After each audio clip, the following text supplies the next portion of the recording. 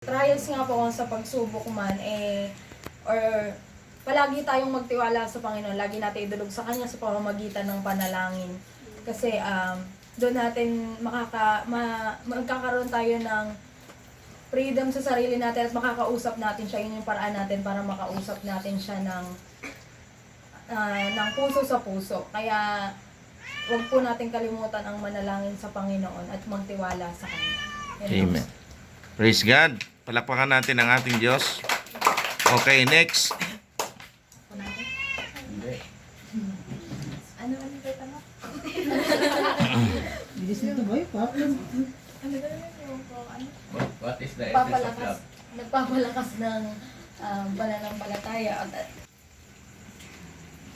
Ano po, siguro po ako nung start lang din po nung natuto ko mag-devotion. Kasi nung una po para sa akin po, boring po talaga yung pagbabasa ng Bible. Parang kahit magbasa po wala ko naiintindihan. Pero nung nag-start po ako magbasa na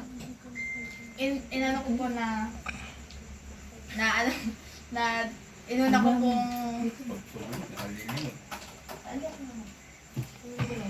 Sa pagbabasa mo, pag-devotion mo. Tapos isang beses po tinry ko po na nag-pray po muna bago po magbasa ng Bible. Tapos hanggang sa nasanay na po ako na araw-araw kailangan po palang magbasa para maintindihan. Tapos sa mga sa mga pagsubok na dumadaan sa buhay natin, kailangan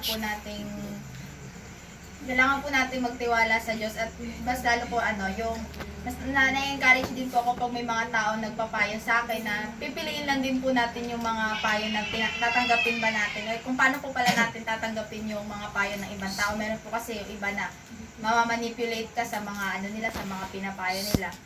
Pero marami pong payo sa akin na madalas hindi ko po pinapakinggan ko po pero hindi ko po sinasabuhay. Pero pag po alam po natin na ang Diyos ang kasama natin, mas maintindihan po natin yung ibig nilang sabihin, yung para po sa makakabuti sa atin.